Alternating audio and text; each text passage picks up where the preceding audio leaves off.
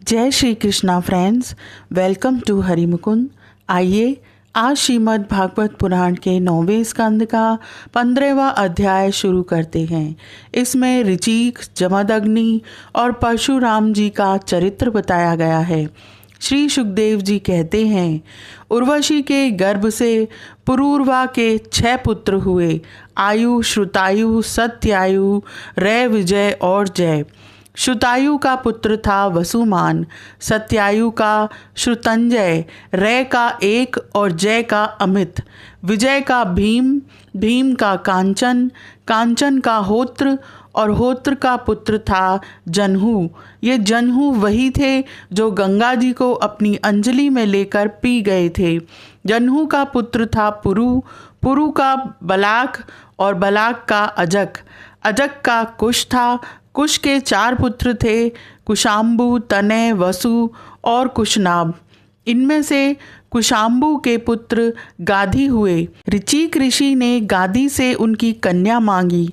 गाधी ने यह समझकर कि ये कन्या के योग्य वर नहीं है, ऋचिक से कहा, मुनिवर, हम लोग कुशिक वंश के हैं, हमारी कन्या मिलनी कठिन है, इसलिए आप 1000 ऐसे घोड़े लाकर मुझे शुल्क रूप में दीजिए, जिनका सारा शरीर तो श्वेत हो, परंतु एक एक कान श्याम वर्ण का हो।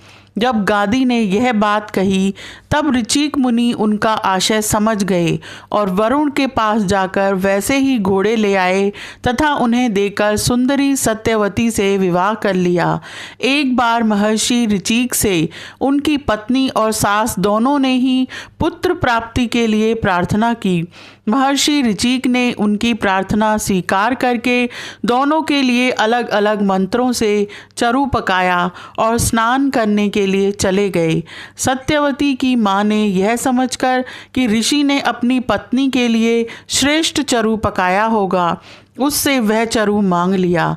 इस पर सत्यवती ने अपना चरु तो माँ को दे दिया और माँ का चरु वह स्वयं खा गई। जब ऋचिक मुनि को इस बात का पता चला तब उन्होंने अपनी पत्नी सत्यवती से कहा कि तुमने बड़ा अनर्थ कर डाला। अब तुम्हारा पुत्र तो लोगों को दंड देने वाला घोर प्रकृति का होगा और तुम्हारा भाई होगा एक श्रेष्ठ ब्रह्मवेत्ता। सत्यवती ने ऋचिक मुनि को प्रसन्न किया और प्रार्थना की कि स्वामी ऐसा नहीं होना चाहिए। तब उन्होंने कहा, अच्छी बात है, पुत्र के बदले तुम्हारा पौत्र वैसा होगा। समय पर सत्यवती के गर्भ से जमदग्नि का जन्म हुआ।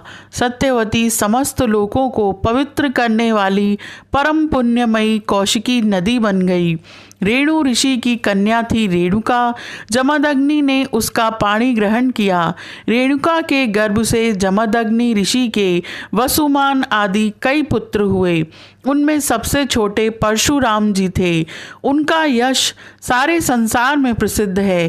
कहते हैं कि है वंश का अंत करने के लिए स्वयं भगवान ने ही परशुराम के रूप में अंश अवतार ग्रहण किया था।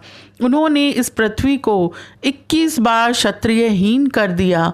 यद्यपि क्षत्रियों ने उनका थोड़ा सा ही अपराध किया था, फिर भी वे लोग बड़े दुष्ट, ब्राह्मणों के अभक्त, रजोगुणी और विशेष करके तमोगुणी हो रहे थे। यही कारण था कि वे पृथ्वी के भार हो गए थे और इसी के फलस्वरूप भगवान परशुराम ने उनका नाश करके पृथ्वी का भार उतार दिया। राजा परीक्षित ने पूछा, हे भगवान, अवश्य ही उस समय क्षत्रिय विषय लोलुप हो गए थे, परंतु उन्होंने परशुराम जी का ऐसा कौन सा अपराध कर दिया जिसके कारण उन्होंने बार बार क्षत्रियों के वंश का संहार किया। श्री सुखदेव जी कहने लगे, उन दिनों है वंश का अधिपति था अर्जुन। वह एक श्रेष्ठ क्षत्रिय था। उसने अनेकों प्रकार की सेवा शुश्रूषा करके भगवान नारायण के अंश अवतार दत्तात्रेय जी को प्रसन्न कर लिया और उनसे 1000 भुजाएं तथा कोई भी शत्रु युद्ध में पराजित न कर सके यह वरदान प्राप्त कर लिया। साथ ही इंद्रियों का अबाध बल, अतुल संपत्ति, तेजस्विता, वीरता, कीर्ति और शारीरिक बल भी उसने उनकी कृपा से प्राप्त कर लिए थे। वह योगेश्वर हो गया था। उसमें ऐसा ऐश्वर्य था कि वह सूक्ष्म से सूक्ष्म, स्थूल से स्थूल रूप धारण कर लेता। सभी सिद्धियां उसे प्राप्त थीं। वह संसार में वायु की तरह सब जगह बेरोक टोक विचरा करता। एक बार गले में वैजंती माला पहने सहस्त्रबाहु अर्जुन बहुत सी सुंदरी स्त्रियों के साथ नर्मदा नदी में जल विहार कर रहा था। उस समय मदोन्मत्त सहस्त्रबाहु ने अपनी बाहों से नदी का प्रवाह रोक दिया। दशमुख रावण का शिविर भी वहीं कहीं पास में ही था। नदी की धारा उल्टी बहने लगी, जिससे उसका शिविर डूबने लगा। रावण अपने को बहुत बड़ा वीर तो मानता ही था, इसलिए सहस्त्रार्जुन का यह पराक्रम उससे सहन नहीं हुआ। जब रावण सहस्त्रबाहु अर्जुन के पास जाकर बुरा भला कहने लगा, तब उसने स्त्रियों के सामने ही खेल खेल में रावण को पकड़ लिया और अपनी राजधानी माहिष्मती में ले जाकर बंदर के समान कैद कर लिया। पीछे पुलत्स्य जी के कहने से सहस्त्रबाहु ने रावण को छोड़ दिया। एक दिन सहस्त्रबाहु अर्जुन शिकार खेलने के लिए बड़े घोर जंगल में निकल गया था। दैववश वह जमदग्नि मुनि के आश्रम पर जा पहुंचा।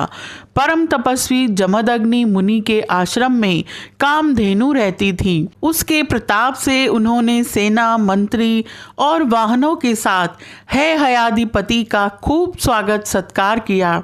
वीर है हयाधिपति ने देखा कि जमदग्नि मुनि का ऐश्वर्य तो मुझसे भी बड़ा चढ़ा है, इसलिए उसने उनके स्वागत सत्कार को कुछ भी आदर न देकर कामधेनु को ही ले लेना चाहा। उसने अभिमानवश जमदग्नि मुनि से मांगा भी नहीं, अपने सेवकों को आज्ञा दी कि कामधेनु को छीन ले चलो। उसकी आज्ञा से उसके सेवक कामधेनु को बलपूर्वक माहिष्मतीपुरी ले गए।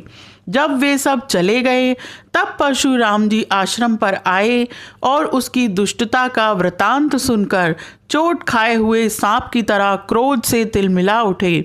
वे अपना भयंकर फरसा, तरकस, ढाल एवं धनुष लेकर बड़े वेग से उसके पीछे दौड़े। सहस्त्रबाहु अर्जुन अभी अपने नगर में प्रवेश कर ही रहा था कि उसने देखा परशुराम जी महाराज बड़े वेग से उसकी ओर झपटे आ रहे हैं। उनकी बड़ी विलक्षण झांकी थी। वे हाथ में धनुष, बाण और फरसा लिए हुए थे। शरीर पर काला मृग चर्म धारण किए हुए थे और उनकी जटाएं सूर्य की किरणों के समान चमक रही थीं। उन्हें देखते ही उसने गदा, खड्ग, बाण और शक्ति आदि आयुधों से सुसज्जित एवं हाथी, घोड़े, रथ तथा पदातियों से युक्त अत्यंत भयंकर 17 अक्षौहिणी सेना भेजी। भगवान परशुराम ने बात की बात में अकेले ही उस सारी सेना को नष्ट कर दिया। भगवान परशुराम जी की गति मन और वायु के समान थी। बस वे शत्रु की सेना काटते ही जा रहे थे। जहाँ जहाँ वे अपने फरसे का प्रहार करते, वहाँ वहाँ सारथी और वाहनों के साथ बड़े बड़े वीरों की बाहें, जांघें और कंधे कट कट कर पृथ्वी पर गिरते जाते थे। है हयाधिपति अर्जुन ने देखा कि मेरी सेना के सैनिक, उनके धनुष, ध्वजाएं और ढाल भगवान परशुराम के फरसे और बाणों से कट कट कर खून से लथपथ रणभूमि में गिर गए हैं। तब उसे बड़ा क्रोध आया और वह स्वयं भिड़ने के लिए आ धमका। उसने एक साथ ही अपनी 1000 भुजाओं से 500 धनुषों पर बाण चढ़ाए और परशुराम जी पर छोड़े। परंतु परशुराम जी तो समस्त शस्त्रधारियों के शिरोमणि ठहरे। उन्होंने अपने एक धनुष पर छोड़े हुए बाणों से ही एक साथ सबको काट डाला। अब है हयाधिपति अपने हाथों से पहाड़ और पेड़ उखाड़कर बड़े वेग से युद्ध भूमि में परशुराम जी की ओर झपटा। परंतु परशुराम जी ने अपनी तीखी धार वाले फरसे से बड़ी फुर्ती के साथ उसकी सांपों के समान भुजाओं को काट डाला। जब उसकी बाहें कट गईं, तब उन्होंने पहाड़ की चोटी की तरह उसका ऊंचा सिर धड़ से अलग कर दिया। पिता के मर जाने पर उसके 10,000 लड़के डरकर भाग गए। विपक्षी वीरों के नाशक परशुराम जी ने बछड़े के साथ कामधेनु लौटा ली। वह बहुत ही दुखी हो रही थी। उन्होंने उसे अपने आश्रम पर लाकर पिताजी को सौंप दिया और माहिष्मती में सहस्त्रबाहु ने तथा उन्होंने जो कुछ किया था सब अपने पिताजी तथा भाइयों को कह सुनाया। सब कुछ सुनकर जमदग्नि मुनि ने कहा, हाय हाय परशुराम, तुमने बड़ा पाप किया। राम राम, तुम बड़े वीर हो, परंतु सर्वदेव में नरदेव का तुमने व्यर्थ ही वध किया। बेटा, हम लोग ब्राह्मण हैं, क्षमा के प्रभाव से ही हम संसार में पूजनीय हुए हैं। और तो क्या, सबके दादा ब्रह्मा जी भी क्षमा के बल से ही ब्रह्म पद को प्राप्त हुए हैं। ब्राह्मणों की शोभा क्षमा के द्वारा ही सूर्य की प्रभा के समान चमक उठती है। सर्वशक्तिमान भगवान श्री हरि भी क्षमावानों पर ही शीघ्र प्रसन्न होते हैं। सार्वभौम राजा का वध ब्राह्मण की हत्या से भी बढ़कर है। जाओ, भगवान का स्मरण करते हुए तीर्थों का सेवन करके अपने पापों को धो डालो। यह अध्याय यहीं समाप्त होता है। आज के लिए इतना ही। Please like, share and subscribe my channel. Thank you.